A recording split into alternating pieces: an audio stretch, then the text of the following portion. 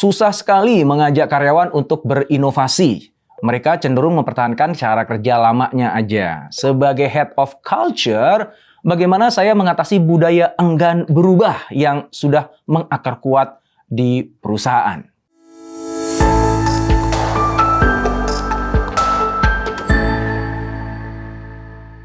Kita mulai dengan menyadari dulu bahwa yang namanya manusia memang by default itu akan mempertahankan kondisi nyaman yang dimilikinya. Jadi orang nyebutnya apa ya? Homeostatis kalau nggak salah ya. Jadi ketika ada satu perubahan itu kan mengandung resiko nantinya gue nggak nyaman lagi nih gitu. Gue harus belajar sesuatu yang baru lagi nih. Ya kalau ternyata itu lebih baik dibandingkan sekarang. Kalau nggak gimana? Udahlah nggak usah ribet, nggak usah pusing, jangan ambil risiko. Udahlah yang udah pasti-pasti aja. So itulah default settingnya manusia.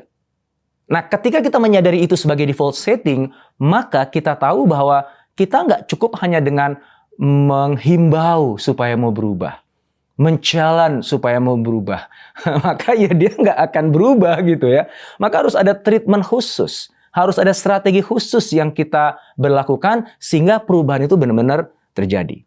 Nah, gimana strateginya? Saran saya mulai dari yang kecil dulu. Jangan langsung ngajak orang melakukan perubahan yang besar, yang berisiko, yang membuat dia jadi tidak nyaman, membuat dia harus belajar dari nol lagi. Itu berat. Mulailah dari yang simple, yang sederhana.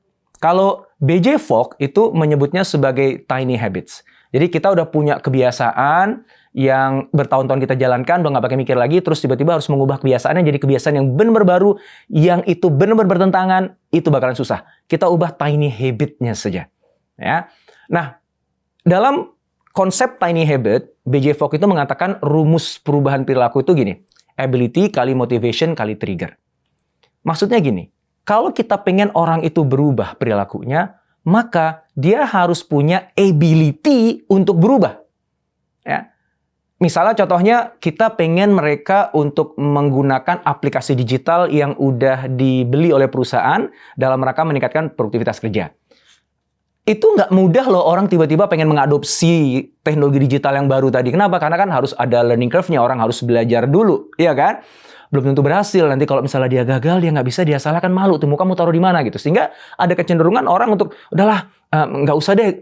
Dengan cara yang lama juga baik-baik aja kok kan. Toh targetnya kan tercapai juga gitu.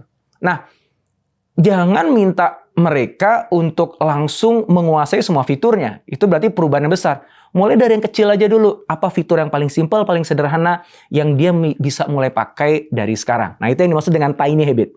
Nah, tadi rumusnya masih ingat ya? Untuk bisa ngebuat perubahan perilaku, ability kali motivation kali trigger. Ability artinya apa? Orang tadi itu harus dibuat mampu menggunakan aplikasi digitalnya. Ya berarti kan harus ada, pertama nih bisa jadi pelatihan, ada workshop, diajarin sampai dia bisa. Atau bahkan yang paling bagus lagi, dibuat aplikasi digital yang nggak usah diajarin, dia otomatis bisa sendiri. Saking simpelnya, saking gampangnya, saking intuitifnya, itu lebih bagus. Intinya adalah orang harus merasa bahwa dia able to do what is necessary untuk supaya perubahan itu terjadi. Begitu dia ngerasa, aduh nggak bisa nih gue nih, aduh berat nih, gue susah ya, kok kagak paham-paham ya gimana ya. Nah itu tuh susah tuh, dia akan nolak perubahan tadi. Ya itu ability. Yang kedua adalah motivation. Kita harus bisa menghadirkan motivasi yang kuat untuk dia melakukan perubahan tadi. Motivation itu bisa hope atau fear. Hope, harapan. Lu kalau misalnya nih ya, bisa pakai aplikasi digital ini nih, wah kerjaan lu tuh jadi gampang, jadi mudah, lu bisa pulang lebih cepat.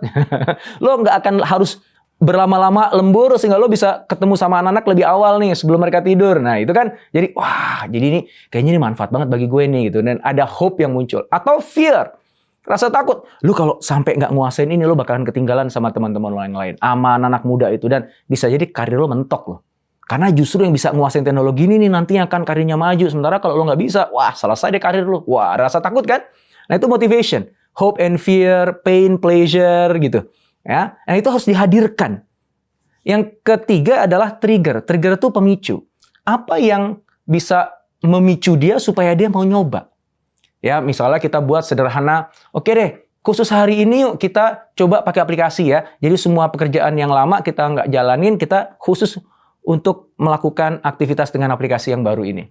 Nah itu berarti kan di-trigger, ya, agak sedikit dipaksa atau dikondisikan supaya dia make itu. contoh trigger yang bagus tuh seat belt misalnya. Kalau orang tuh nggak biasa pakai seat belt ketika naik mobil gitu, apa yang terjadi tuh di mobil tuh? Dari jalan mobil ada suara tut tut tut tut gitu kan? Nah itu tuh adalah trigger. Oh iya, gue belum pakai seat belt, dipakai seat beltnya. Bahkan kalau nggak dipakai tuh suaranya akan kencang terus sepanjang perjalanan. Trigger yang lain misalnya apa? Azan misalnya. Waduh, ya, gue lupa nih misalnya ya. Gue takut lupa nanti nggak sholat. Wah ada azan. Azan itu juga trigger. So apapun yang bisa memancing orang jadi kepancing untuk melakukan sesuatu itu namanya trigger. Nah jadi kesimpulannya teman-teman, kalau kita ingin mengubah perilaku orang, maka gunakan rumus tadi. Buat perilaku yang harus dilakukan itu, perubahan yang harus dijalankan itu semudah mungkin. Sehingga mereka akan bilang, wah ini mah gue bisa kalau kayak gini. Ability-nya tinggi. Yang kedua adalah hadirkan motivation di sana. Hope and fears, pain and pleasure. Sehingga, waduh kayaknya gue harus melakukan ini. Kalau enggak, wah berabe nih gue. Gitu. Dan dikasih trigger, diingetin terus. Ada alarmnya, ya ada spanduk-spanduk yang ngingetin mereka. Tiap pagi hari dia harus ngomongin perubahan itu misalnya. Nah dengan seperti itu, peluang untuk mereka akan berubah dan mulai mau mengadopsi hal-hal yang baru dan bahkan berinovasi itu jadi besar. Tapi sekali lagi mulainya dari tiny habit ya, dari yang kecil-kecil dulu. Misalnya leader yang biasanya tuh kalau lagi rapat langsung merintah-merintah aja, ya lu kerjaan ini, diubah dong. Perilaku itu diubah, karena perilaku merintah itu nggak menghasilkan inovasi. Yang menghasilkan inovasi itu apa? Perilaku bertanya. Hey guys, kita punya challenge ini guys. Menurut kalian apa yang kita bisa lakukan ya supaya kita bisa mencapai challenge ini dengan biaya dan waktu yang paling sedikit? Nah, dengan mancing pakai pertanyaan tadi, wah muncul gagasan-gagasan kan? So, susahnya apa sih? Ngubah dari perintah menjadi bertanya. Ternyata nggak gampang bagi orang yang memang kerjaannya merintah terus kan? Tapi itu tiny habit dan ya lu kan nggak harus belajar sampai apa ya? Harus ikut kursus gitu sekedar untuk ngubah yang tadinya merintah jadi bertanya kan. Nah itu yang maksud dengan tiny habit. Yang biasanya judging, menghakimi, berubah menjadi memberikan feedback yang baik gitu. Dan terakhir nih, akan lebih powerful jika di ujung proses perjalanannya dia ada yang namanya quick win. Jadi setelah dia udah mulai pakai aplikasinya nih, walaupun masih fitur-fitur yang paling basic itu, dia ngerasain sendiri bahwa kok kerjaan gue jadi gampang ya. Kok teman-teman gue jadi gampang koordinasi sama gue ya. Gue jadi beneran bisa pulangnya nih, nggak harus kejebak malam-malam lagi nih. Gue punya waktu sama anak-anak gue lebih banyak nih. Beneran ya, ternyata gue pakai aplikasi ini tuh ternyata manfaatnya banyak bagi gue. Nah itu namanya quick win. Pastikan dia dapetin sebanyak mungkin dan sesering mungkin quick win. Walaupun itu kecil-kecil gitu dalam proses perubahannya.